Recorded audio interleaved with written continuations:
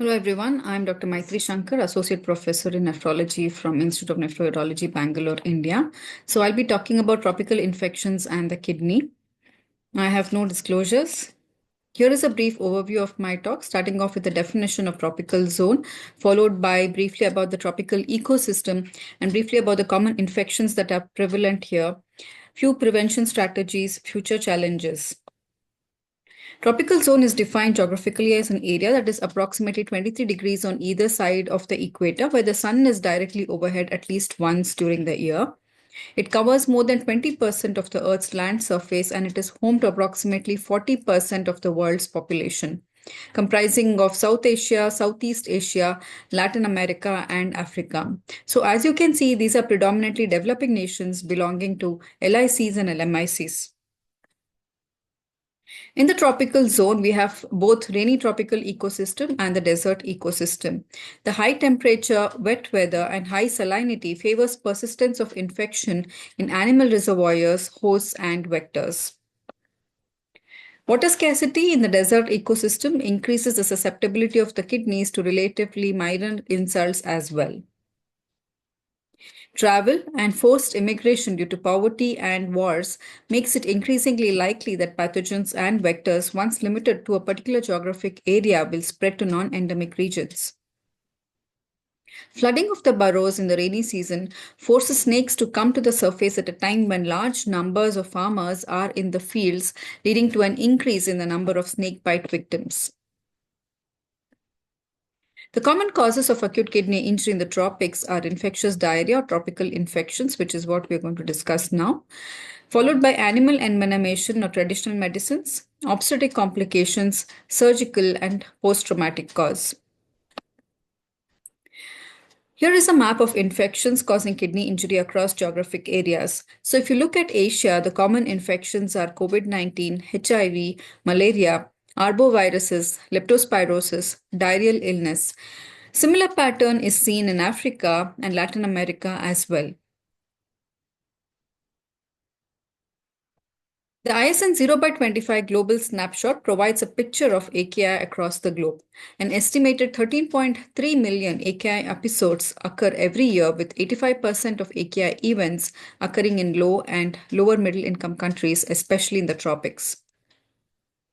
While AKI in the temperate regions often occurs in elderly hospitalized patients with multiple comorbidities, with common causes being ischemia and nephrotoxic drugs, AKI in the tropics often occurs in previously young and healthy individuals, and it is community acquired. The causes are mainly diarrhea and tropical infectious diseases. Data availability is robust in the temperate countries, while it suffers from underreporting in the tropics. Since tropics comprise of LMICs and LICs largely, they share common healthcare challenges such as inadequate sanitary infrastructure, poor quality drinking water, lack of preventive measures, and poor access to healthcare. Most patients present late to the hospital with advanced stage disease. There is limited access to kidney replacement therapy. Also, there is the problem of paucity of data due to poorly organized systems of surveillance. The spectrum of kidney injury due to tropical infections can range from asymptomatic urinary abnormalities to acute kidney injury, progressing to acute kidney disease, chronic kidney disease, and end-stage kidney disease. Acute kidney injury also increases the risk of morbidity and mortality in patients with tropical infections. So this map shows the common tropical infections causing AKI. As you can see, they are dengue, malaria, leptospirosis, and hantavirus infection.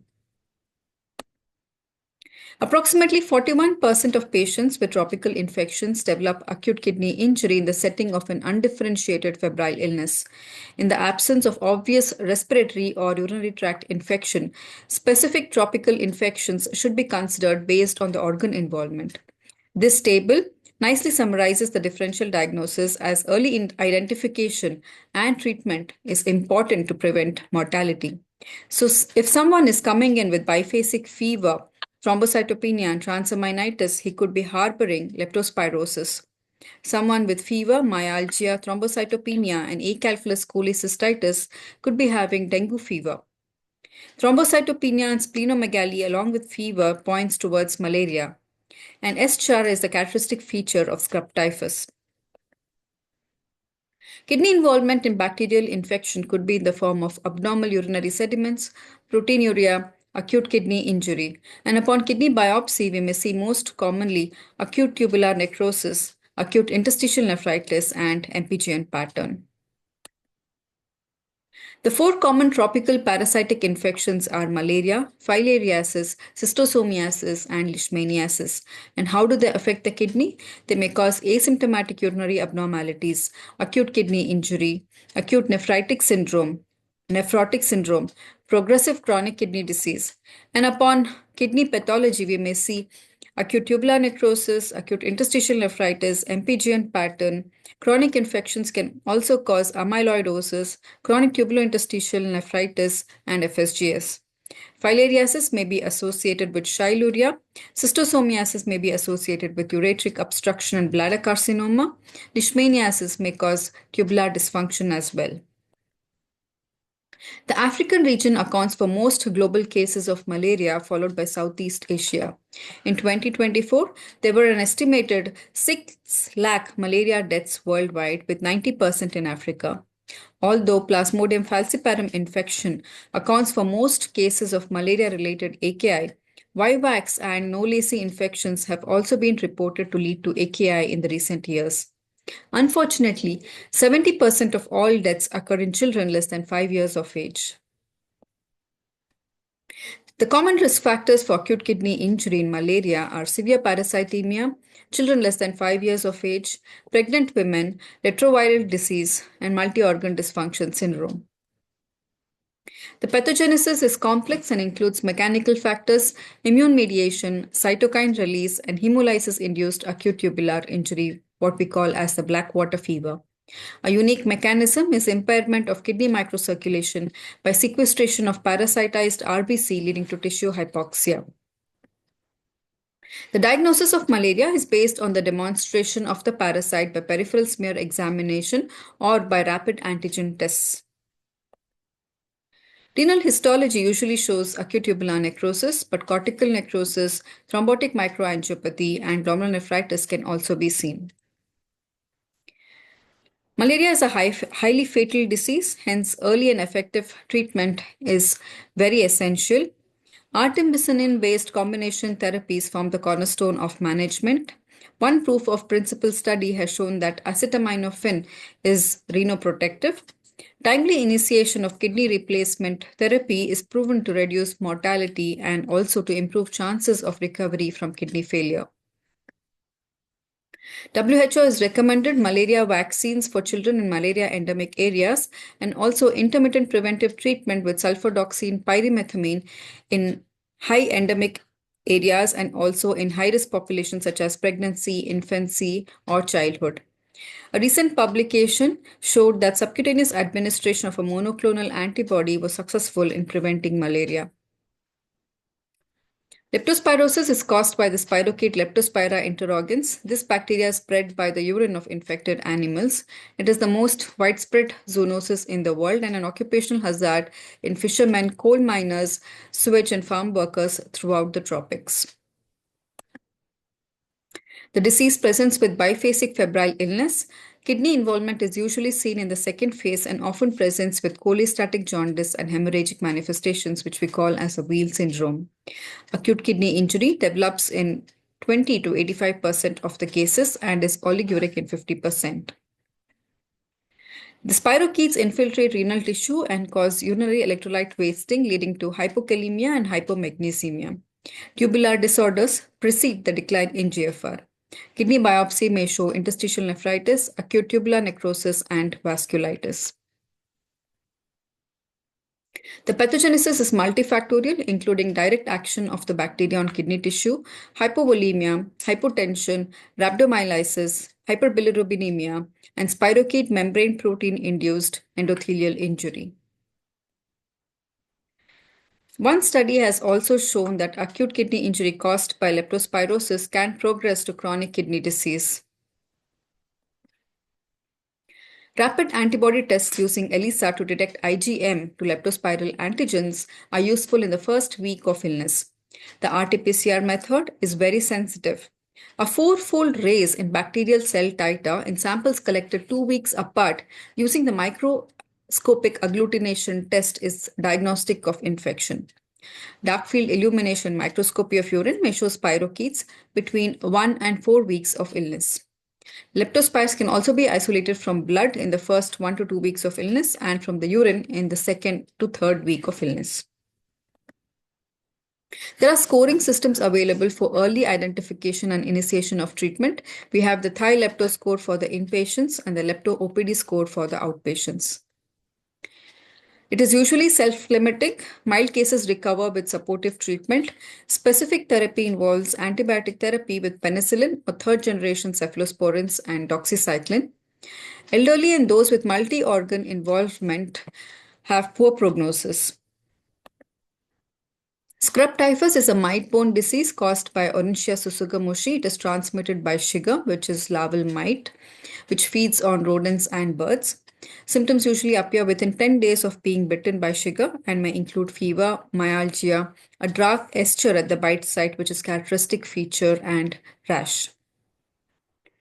So this is called as a triangle of scrub typhus, where the prevalence of scrub typhus is very high, extending from Pakistan and Afghanistan to Japan, Eastern Russia, and even Northern Australia. An estimated 1 million cases occur each year.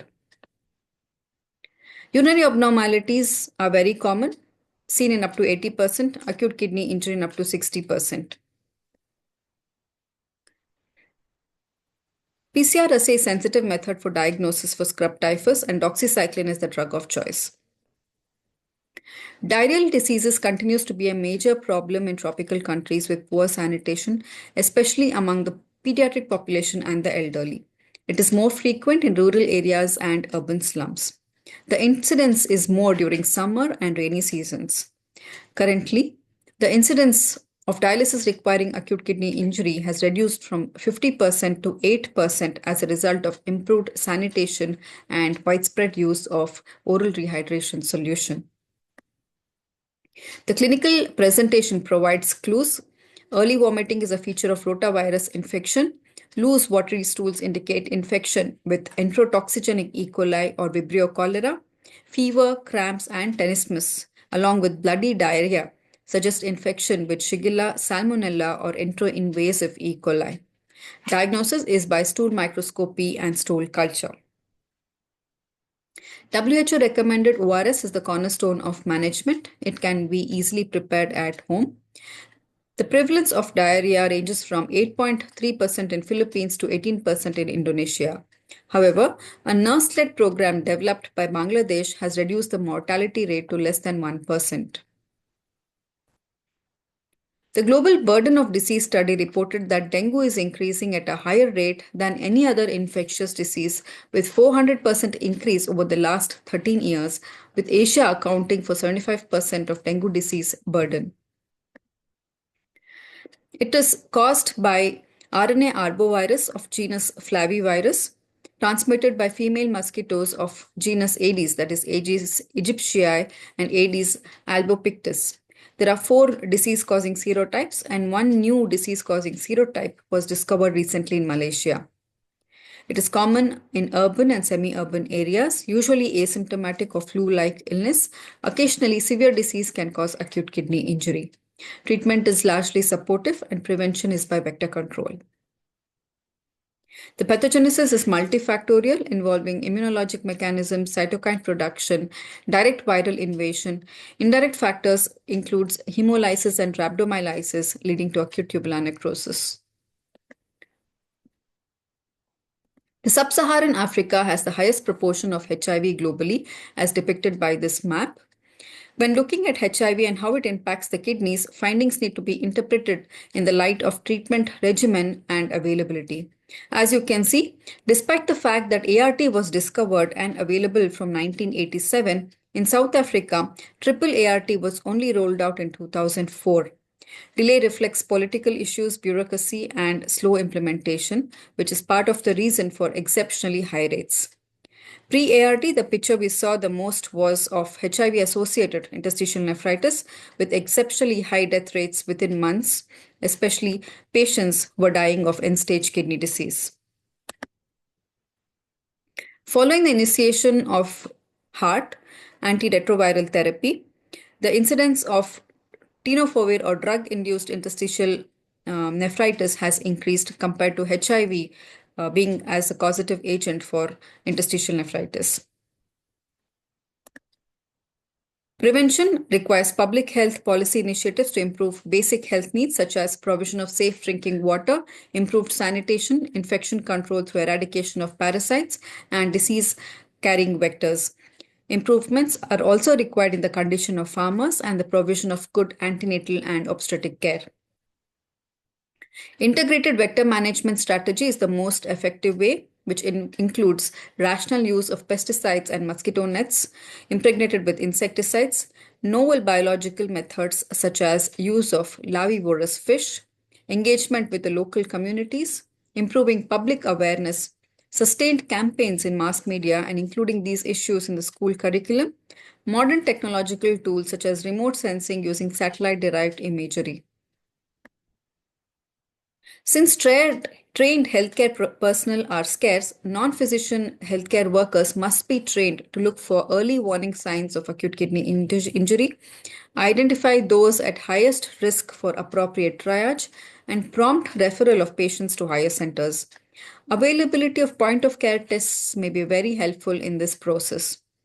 The few tests in development include those that measure salivary urea nitrogen, or there is also some work on an algorithm based on urine color. Early institution of rehydration therapy may limit the severity of acute kidney injury.